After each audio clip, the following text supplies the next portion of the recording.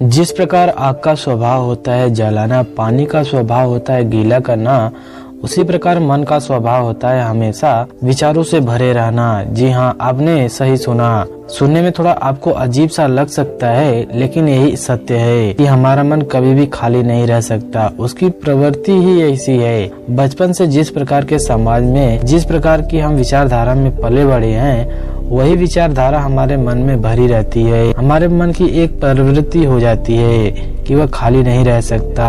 उसको अगर खाली बैठने का वक्त भी दिया जाए तो वह खाली नहीं बैठता है। वह अपने अतीत से, अपने भविष्य से तरह तरह की बातें ढूंढकर अपने आप को उसमें व्यस्त रख लेता है। यह मन की प्रवृत्ति है। लेकिन आपको समझना होगा कि अगर मन को खाली करना है तो खाली क्यों करना है? क्योंकि मन खाली रहे बगैर इतने सारे आविष्कार कर सकता है, इतनी सारी रचनाएं कर सकता है, जिससे हम तो उसे हमेशा व्यस्त क्यों न रखा जाए। मन को खाली करना क्यों जरूरी है, कभी आपने सोचा है? लेकिन यही तो मजे की बात है। जब तक आप अपने मन को खाली रखना नहीं देख पाओगे, जब तक आपका मन दूसरी चीजों में इधर उधर भटकता रहेगा, तब तक आप लंबे समय तक एक ही काम पर अपना ध्यान केंद्रित नहीं कर पाओगे। यह बड़ी ही अचंभित बात है। यह बात आपको इस प्रकार समझ में आएगी। जरा सोचिए कि एक कॉपी में पहले से ही बहुत कुछ लिखा हुआ है और वहाँ पर नया लिखने के लिए कोई भी जगह नहीं बची हुई है। तो जरा आप सोचिए कि आप उस पर कैसे लिख पाएंगे। पहले आपको जो उस स्लेट पर लिखा गया है उसको मिटाकर खत्म करना होगा, उसी के बाद आप उस पर कोई नई चीजें लिख सकते हो। उसी प्रकार अगर हम मन को स्वतंत्र करना चाहते हैं, आजाद करना चाहते हैं, और हम चाहते हैं कि हमारा जो चित्त है, हमारी जो संवेदना है, उन्हें हर तरह का जोश और उत्साह जगा रहे, इसीलिए किसी भी काम को, एक ही काम को लंबे समय तक करने के लिए एक ही विधि है, और वह है आप अपने मन को खाली कर दो, उसको छोड़ दो, उसको स्वतंत्र कर दो, उसको अपने उड़ान भरने दो, उसको उड़ने दो जितना उड़ रहा है। देखो फिर वह रचनाओं का एक नया सागर लेकर तुम्हारे पास आएगा। आपका मन असीम संभावनाओं से भरा है। वह यह सब कुछ कर सकता है जो हमारा दिमाग, हमारा मस्तिष्क सोच सकता है। इसलिए अपनी कल्पनाओं को उड़ने दो, नई उड़ान दो उसको, और अपने मन की स्लेट को खाली कर दो। आज की जो मैं आपको बौद्ध कहानी सुनाने वाला हूँ, उसे सुनने के बाद आपको कुछ ऐसे तरीके पता चलेंगे जिससे आप अपने अंदर की स्लेट को, अपने मन की स्लेट को बिल्कुल साफ रख पाओगे, और उसके बाद आप हर चीज को, हर वस्तु को प्राप्त कर पाओगे, और उसके बाद आप हर चीज का, हर वस्तु का दर्शन अपने मन से कर सकोगे, पूरे भाव से कर पाओगे। इससे पहले कि आप लोग हमारी कहानी में खो जाएं, आप लोगों से एक ही रिक्वेस्ट है कि आप हमारे चैनल को जरूर सब्सक्राइब कीजिए। मगध राज में एक बहुत ही अच्छा राजकुमार राज किया करता था। अभी उसका राज तिलक हुए कुछ ही दिन हुए थे और सत्ता उसके हाथों में आई थी। उसके पिता यानी कि पुराने राजा उसके अंदर बहुत सारी संभावनाएं देखते थे। उन्हें उसके उदार हृदय के बारे में संपूर्ण रूप से पता था, इसीलिए उन्हें लगता था कि राजपाट सब इसके हाथों में जाएगा तो अपनी प्रजा की अच्छे से देखभाल कर पाएगा। लेकिन अभी युवराज को सत्ता में आए हुए कुछ ही महीने बीते थे, लेकिन व्यापार दिन ब दिन घटता चला जा रहा था। राजशाही खजाने धीरे धीरे हाथ से खाली होते चले जा रहे थे, और इसका खत्म होने का सबसे बड़ा कारण था युवराज के नए नए व्यापार करने के तरीके। वो ऐसी ऐसी जगह पर अपना राशि खजाना खर्च करता था जहाँ पर कम समय में ही ज्यादा लाभ पाने की संभावना हो, और इसी प्रकार उसने अपना बहुत सारा खजाना बहुत सारी जगहों पर लगा दिया था। लेकिन कम समय में ज्यादा धन कमाने के चक्कर में उसने अपना सारा राजशाही खजाना ही खत्म कर दिया। अब उसके पास अपनी प्रजा पर शासन करने के लिए, अपनी व्यवस्थाओं को बचाए रखने के लिए उसके पास धन नहीं बचा था। पूरा राजशाही खजाना खाली हो चुका था। यह बात जब युवराज के पिता को पता चली तो उनको अंदर ही अंदर बहुत दुख हुआ। उन्होंने कभी ऐसा सोचा नहीं था कि उनका होनहार पुत्र इतना बड़ा घाटा करवा सकता है। अब उसके पास अपनी प्रजा को जवाब देने के लिए कुछ भी नहीं था, और रात दिन वह इसी चिंता में डूबा रहता था कि हमारा राजपाट दोबारा से कैसे सुव्यवस्थित हो। एक दिन युवराज को उन्होंने अपने पास बुलाया और उससे कहा कि तुमने जल्दी धन कमाने के चक्कर में पूरा राजशाही खजाना ही खाली कर दिया। तुमने आखिर मुझसे एक बार भी क्यों नहीं पूछा कि कैसे लाभ कमाते हैं? मुझे यह दुख नहीं है कि मेरा राजशाही खजाना खाली हो गया, मुझे दुख यह है कि मेरा बेटा नाकामयाब कैसे रहा। तुम बताओ, तुम्हारे सारे व्यापार चौपट क्यों हो गए, राजशाही खजाना खाली क्यों हो गया? यह सुनकर युवराज ने मुरझाए हुए चेहरे से कहा, मेरा मन बहुत ही चंचल था, मैं अपने मन को पहचान ही नहीं पाया। वो मुझे ऐसी ऐसी दशाओं में भटकाता रहा जहाँ से जल्दी लाभ पाने के अवसर देते थे।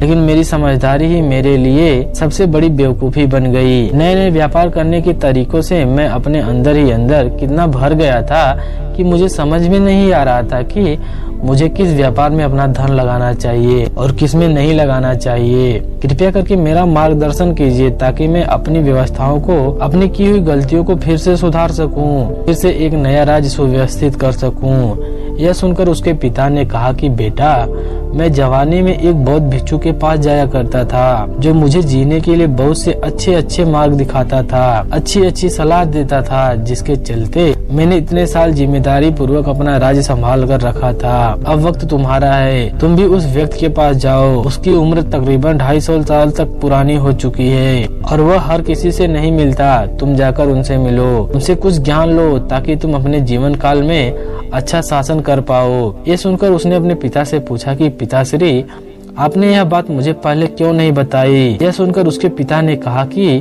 बेटा, बात उसी वक्त बताई जाती है जब बात बताने का वक्त आता है। आज तुमने अपने जीवन में गलती की है, इसलिए तुम अपनी गलती से सीखकर कुछ अच्छा कर सकते हो। कल तक तुमने कोई गलती ही नहीं की थी तो तुम्हें बताने का कोई प्रयोजन ही नहीं बनता था। और तुम्हें वहाँ पर पहाड़ की ऊंची चोटी पर वह बौद्ध भिक्षु मिलेगा, वहाँ पर जाकर तुम उनसे ज्ञान ग्रहण करके आओ। यह सुनकर अपने पिताजी से वह आज्ञा लेकर युवराज ने 6 महीनों के लिए अपने पिताजी को ही राज्य का भार सौंप दिया। राज्य का भार सौंपकर वह पहाड़ों में उससे ज्ञान लेने के लिए पहुंच जाता है। जब युवराज बहुत दिनों की यात्रा करके उस बौद्ध भिक्षु के पास उस चोटी पर पहुंचता है तो उस वक्त भिक्षु के सामने एक घड़ा टंगा हुआ था जिसके नीचे एक छेद था।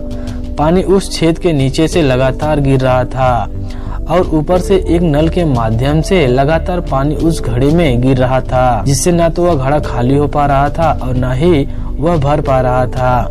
यह पूरा दृश्य युवराज वहां पर पहुंचकर देख रहे थे। आखिर में जब युवराज से नहीं रहा गया तो वह बुद्ध के पास जाकर उन्हें प्रणाम करके पूछते हैं कि हे महात्मन, मैं बहुत देर से आपको देख रहा हूँ कि आप उस घड़े को लगातार देखे चले जा रहे हैं। क्या आप मुझे बता सकते हैं कि इतने गौर से आप उसमें क्या देख रहे हैं? और उसको मैंने भी कुछ देरी तक खड़ा होकर देखा, मुझे समझ में नहीं आया। ऐसी बातें सुनकर बौद्ध भिक्षु मुस्कुराते हुए कहते हैं कि जीवन में अंधकार से सबसे बड़ा कारण क्या हो सकता है? सबसे बड़ा कारण होता है तरह तरह के बोझ जिनके नीचे हमारा दिल दबा हुआ है, वह सिसक रहा है। तरह तरह की चीजें, तरह तरह की जिम्मेदारियां, तरह तरह के लोग, सब कुछ झेलना, जबरदस्ती दुनिया के अनुसार दिखावा करना, सारी चीजों का मूल तो यूं ही है। हम अपने अस्तित्व में बने ही नहीं रह पाते।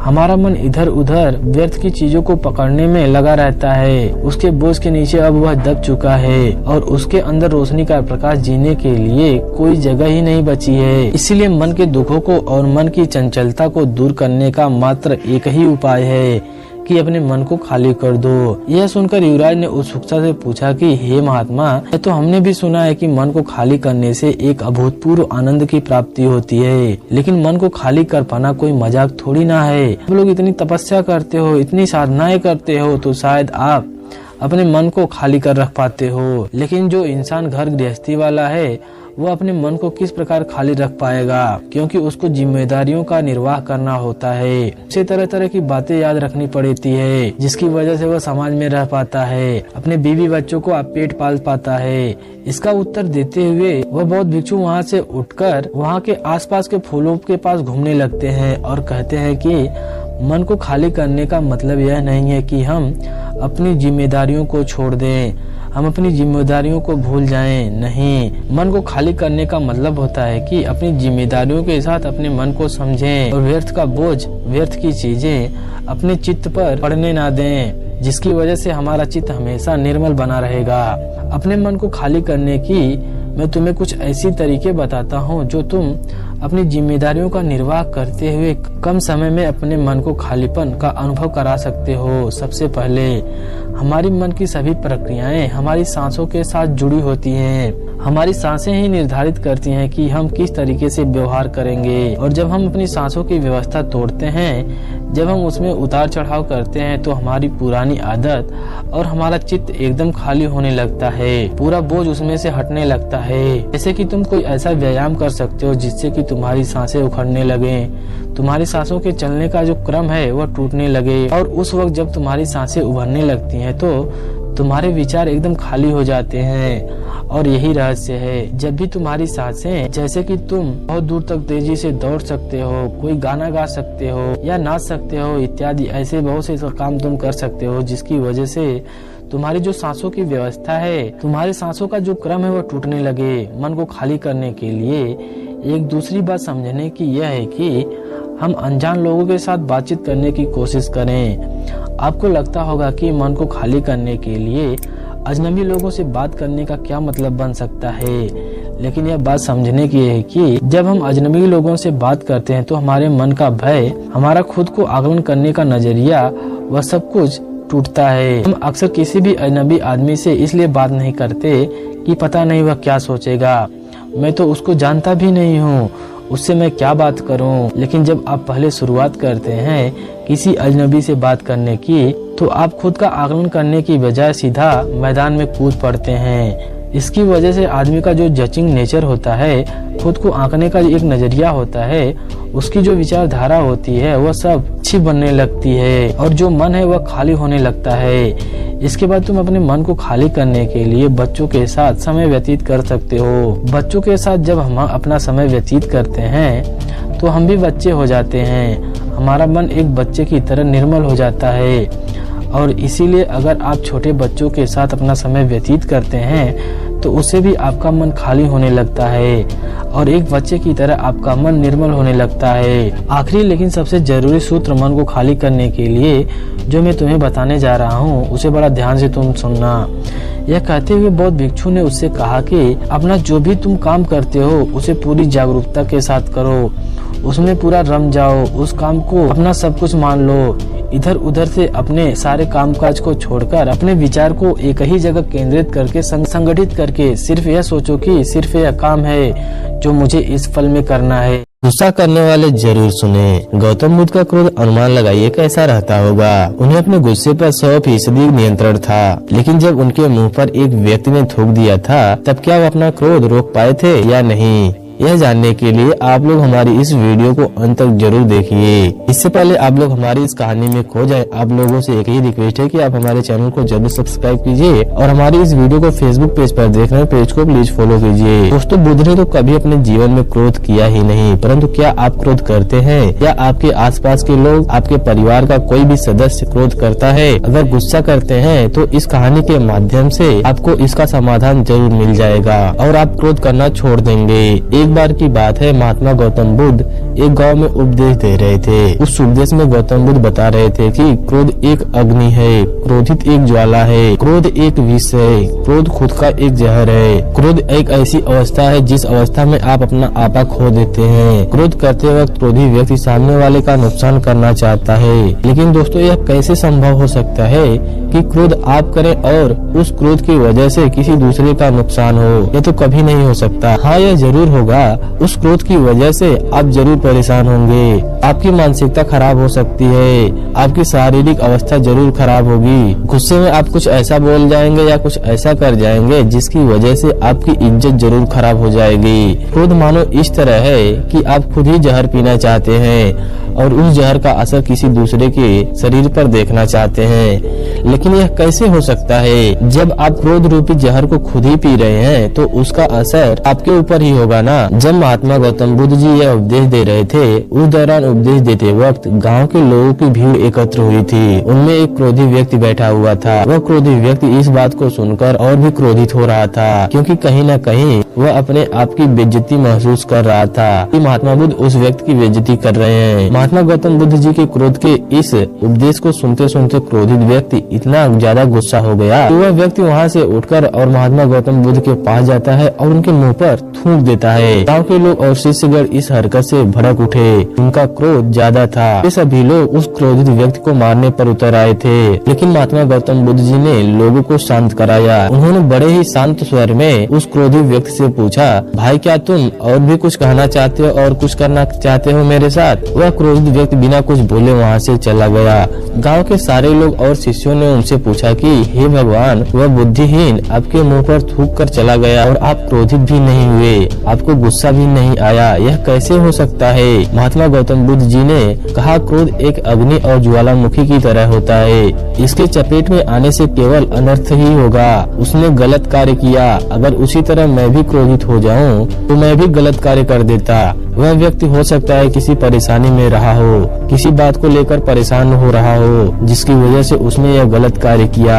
गांव के सारे लोग महात्मा गौतम बुद्ध जी की बात को भली भांति समझ गए और अपने गुस्से को शांत कर लिया। फिर अगले दिन महात्मा गौतम बुद्ध दूसरे गांव में उपदेश दे रहे थे। उसी दौरान वह गुस्सैल व्यक्ति महात्मा गौतम बुद्ध के चरणों में जाकर गिरकर रोने लगता है और कहा कि महात्मा, अभी मेरा गुस्सा शांत हो गया है। मैंने कल जो अनर्थ कार्य किया था उसकी वजह से मैं बहुत ही पछता रहा हूँ। मेरे जीवन में पहली बार ऐसा हुआ है कि मैं किसी पर गुस्साया हूँ। और वह व्यक्ति कुछ नहीं बोला था। मेरे जीवन में पहली बार ऐसा हुआ कि मैं किसी पर गुस्सा हुआ और वह व्यक्ति मुझसे कुछ नहीं बोला और न ही वह नाराज हुआ, जबकि जो हरकत मैंने किया उस हरकत पर तो कोई भी मुझे मारने के लिए दौड़ता।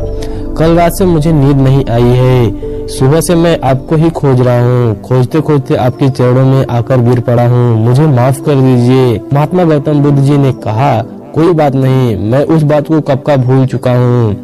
मैं तो उस वक्त भी उस बात पर गौर नहीं किया था जब तुमने मेरे मुंह पर थूका था। फिर उस व्यक्ति ने कहा कि आप महान हैं। इतना सारा हो जाने के बावजूद भी आप मुझसे नम्र स्वभाव से बात कर रहे हैं। मेरा दोष देने के बजाय मुझे बचाने की कोशिश कर रहे हैं। ये सब नासमझ क्रोध की वजह से हुआ है। इस पाप के लिए मैं आपसे क्षमा चाहता हूँ। गौतम बुद्ध जी ने कहा, तुम्हारा पश्चाताप ही तुम्हें तुम्हारे क्रोध के अग्नि से मुक्त दिलाया है। जाओ, सुखी रहो। दोस्तों, क्रोध करके हम अपने दिमाग को खराब करते हैं। क्रोध करके हम अपने जबान से कुछ भी उल्टा सीधा बोल देते हैं। क्रोध करके हम बेवजह किसी से झगड़ा कर लेते हैं। क्रोध करने से हमारे द्वारा की गई निरर्थक कार्य को घंटों तक, दिनों तक, सप्ताह तक, महीनों तक या फिर कुछ सालों तक उस बात को लेकर परेशान रहते हैं। कई बार तो हम गुस्से में ऐसा कुछ कर बैठते हैं जो कि हमारी मृत्यु के उपरांत ही खत्म होता है। हम जब किसी भी सही या गलत बात को बर्दाश्त नहीं कर पाते तब हमारा स्वभाव चिड़चिड़ापन हो जाता है और हम क्रोध करने लगते हैं। लेकिन उस क्रोध और गुस्से से नुकसान किसका हो रहा है? अगर आप किसी बात से या किसी को कहने से गुस्सा आते हैं तो हम कहीं न कहीं अपना ही नुकसान कर रहे हैं। गुस्से की वजह से सामने वाले व्यक्ति का जो आपको कुछ कहकर या सुनाकर जिसकी वजह से आप चिड़चिड़ा होकर क्रोधित हो रहे हैं, वह तो चुपचाप चला गया। उसे जो करना था उसने कहकर चला गया। लेकिन आप क्या कर रहे हैं? आप तो क्रोधित होकर खुद का नुकसान ही कर रहे हैं ना। मानसिक रूप से या शारीरिक रूप से जिस बात पर आप क्रोधित हो रहे हैं उस बात को आप एक ठंडे दिमाग से सोचने और समझने की कोशिश करें। सच में कहता हूँ, आप क्रोधित होना छोड़ देंगे, क्योंकि आपको यह समझ में आ जाएगा कि इसकी वजह से केवल और केवल खुद का ही नुकसान होगा और किसी का नहीं होगा। दोस्तों, उम्मीद करता हूँ इसके बाद आप क्रोध करना छोड़ देंगे। सब्र का मंथन करते हुए सही कर्म करेंगे। चतुराई सबसे बड़ा योग है। दूसरों की बातों में आकर गुस्सा करना एक बुरी बात है। हमारे द्वारा सुनाई गई आप लोगों को यह कहानी कैसी लगी कमेंट सेक्शन में जरूर बताइए। ऐसी ही और कहानी सुनने के लिए हमारे चैनल को जरूर सब्सक्राइब कीजिए। अगर आप हमारी इस वीडियो को फेसबुक पेज पर देख रहे हैं, पेज को प्लीज फॉलो कीजिए।